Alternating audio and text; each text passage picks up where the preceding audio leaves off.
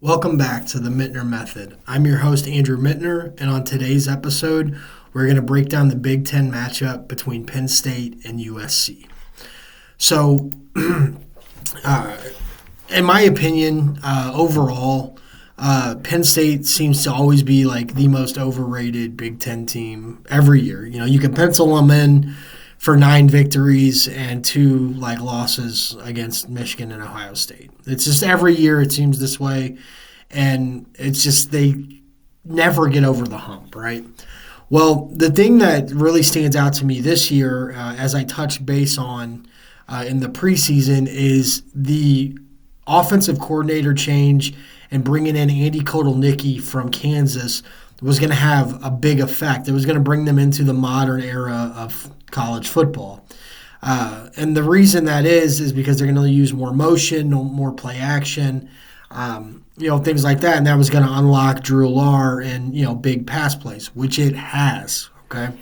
So as you can see here on the early downs sheet, they are elite. 9th overall in offensive EPA on early downs, first and second down, 15th overall in early downs EPA on defense. And these are trends that I've been tracking for borderline 4 weeks now. And so it's been a very profitable trend, but it's also important to understand the underlying metrics and not just take this at face value and be like, oh, I'm going to bet them, because they're top 15, right? It's more nuanced than that. You have to dive further into it and understand what you're looking at. So on the surface level here, USC is average to below average defensively on early downs, and they're slightly above average on offense, right? And so the biggest thing here that I can say when we get in here to the advanced statistics that you're going to see is USC. And it's only 2 games this year that it's played teams that are super physical, Michigan and Minnesota. They lost both those games. Now, yes, both those games were on the road, but also they were favored in both of those games. And the reason, this type of dink and dunk style offense that Lincoln Riley brings to USC, because that is what it is. It's not on the levels of Oregon, but it is approaching that when it comes to these little Mickey Mouse style throws that I've coined, and it's approaching that, right? But let's look at the Penn State side of the ball here, and you're going to see vast advantages for them. Okay, they are going to essentially own the trenches offensively. USC is below average in stuff rate, defensive line yards, havoc, front seven. So they're going to own that, essentially. The one thing I wish that Penn State was better at was running the ball with explosive plays. They're just not there. And that's not a product of the offensive line. That's a product of the running backs. The running backs are good. They're efficient. They're just not explosive. But they should have advantage here.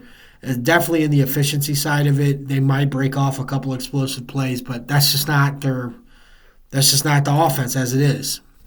Now, when it comes to the passing side of the ball, this is actually going to be a strength on strength. USC has greatly improved its unit in the secondary, and they're going to be tested in this matchup. And the reason I say that is because Penn State is infinitely better than they were last year in throwing the ball, not only from an efficiency standpoint, but from a schematic standpoint. And that comes back to Andy Kotelnicki, who has implemented a lot of different wrinkles to this offense to make it more explosive and catch defenses off guard.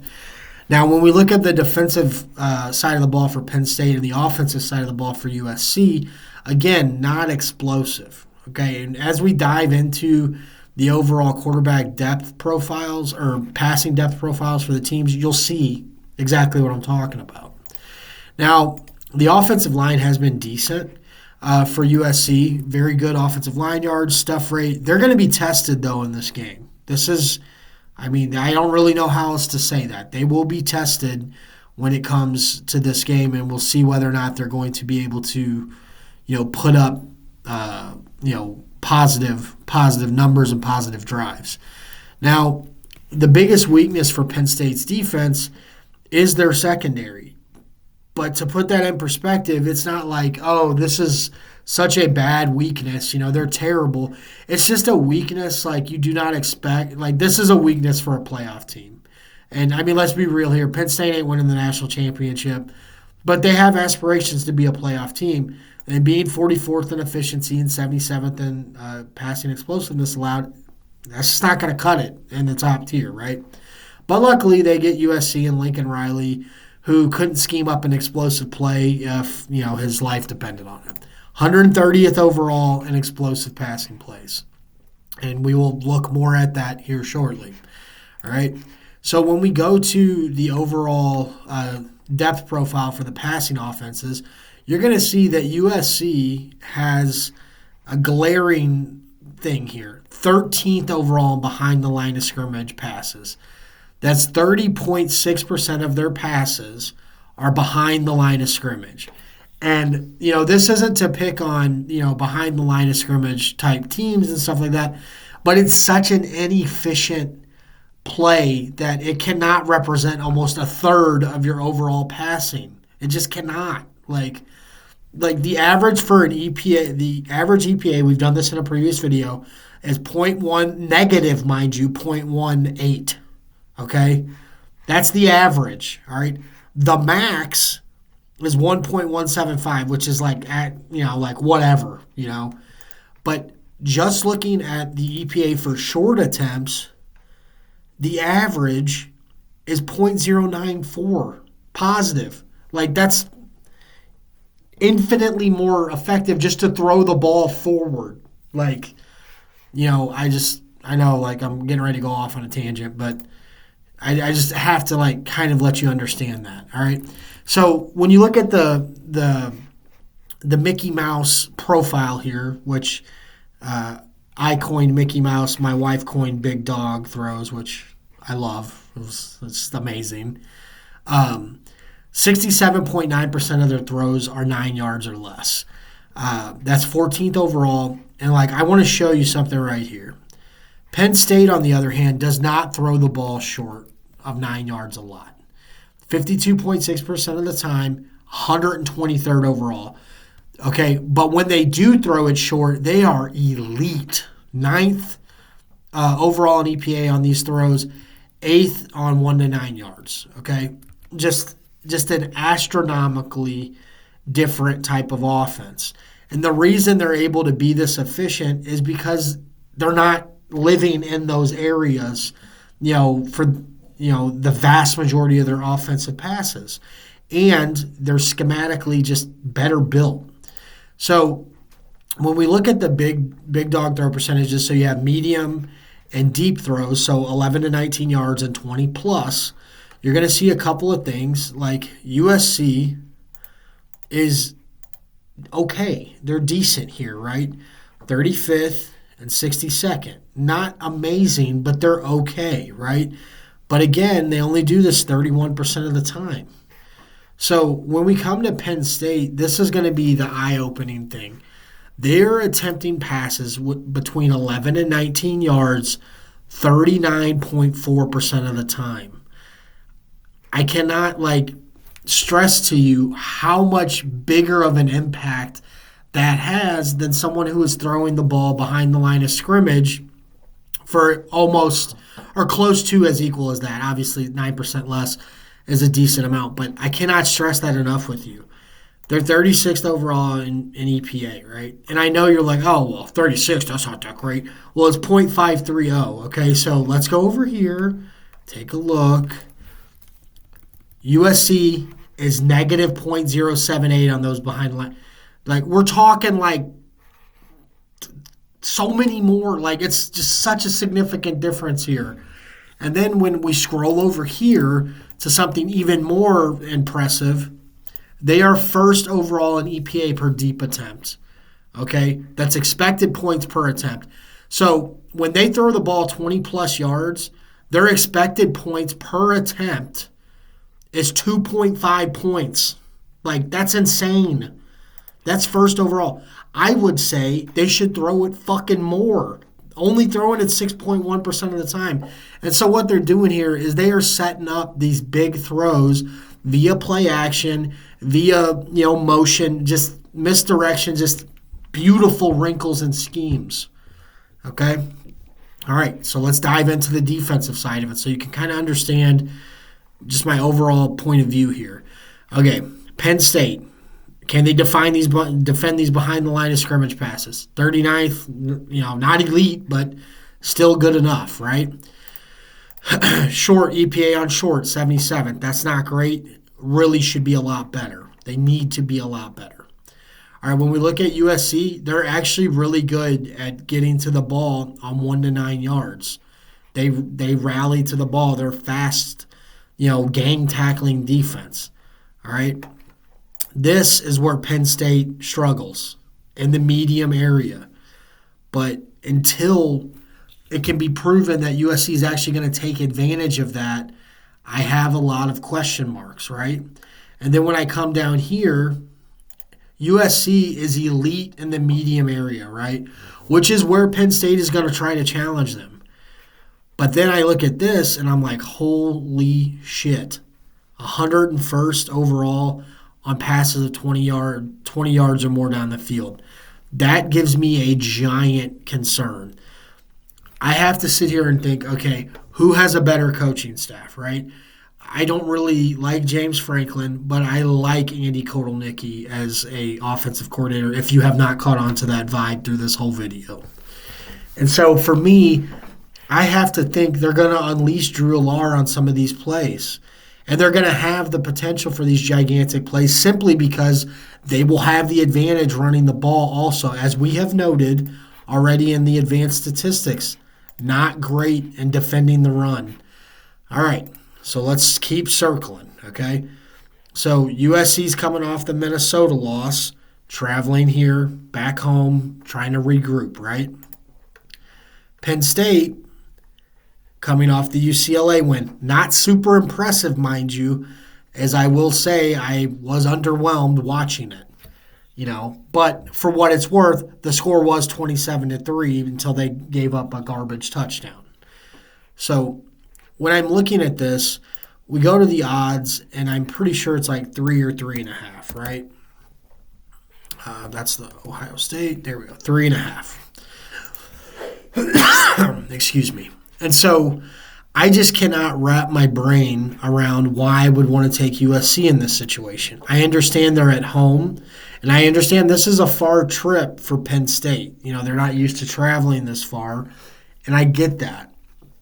But when I'm looking at it from the perspective of, like, schematics, USC is going to struggle in the trenches, and they're not going to out-athlete these guys. They're not, they're not throwing the ball down the field enough to where, there's going to be huge, gigantic plays. Again, let's go back to the schedule. They beat LSU, and the reason they beat LSU is because LSU is a finesse team. They're soft on defense in the secondary. That is a fact. We've already went through that in the Ole Miss breakdown. They are soft in the secondary. Now, Penn State's weakness is in the secondary, but they ain't LSU soft. That's for sure. Okay?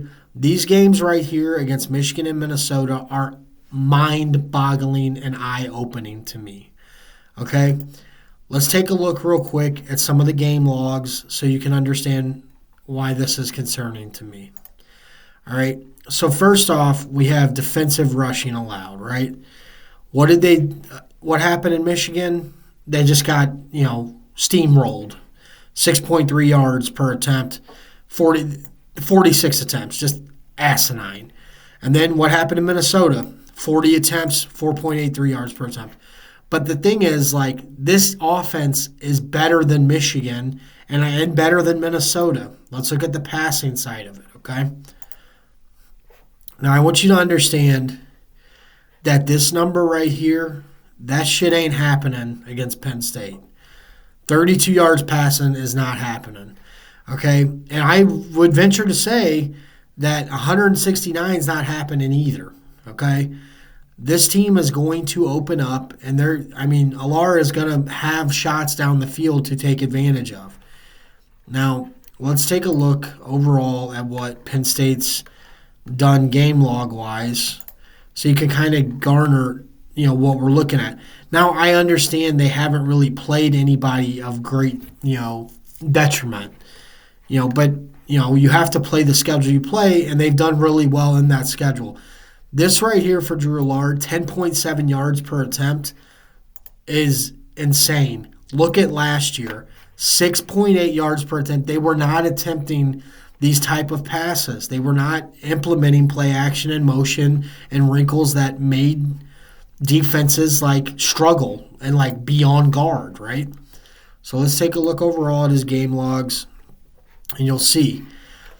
If you're wanting to essentially stop the efficiency of this team, you have to be like Illinois. You have to be a defense that is physical, plays man, can get up on press coverage. That's not USC.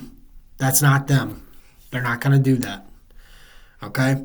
And so I personally do not see an outcome outside of the game is sloppy. Penn State has some, turnovers, or, James Franklin, beats himself, which is totally within the realm of possibility, mind you. Totally a realistic thing. But I just don't see USC matching up here and beating Penn State, even at home. And I know that's a tough ask for anybody to travel to the Coliseum, but this isn't the Pete Carroll Trojans. This is Lincoln Riley's Trojans. And I don't think they're going to get up for this game. I think they're going to get out physicaled. And I mean, I'm not going to sit here and be like, oh, they're going to lose by 20 points, because I'm not a hot take guy. I just think Penn State's going to cover the number and they're going to win, and I don't really think that's going to be much of a sweat.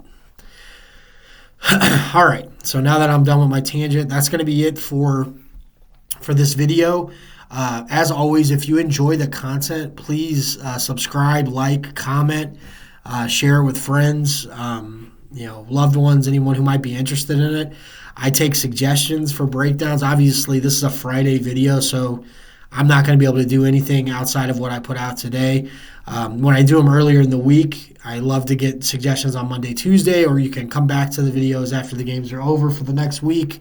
I've done 3 subscriber suggestions this week that I would not have touched base on, and that's that's awesome, because they're games that I would not have looked at and I thought were very interesting and had some angles that really made sense.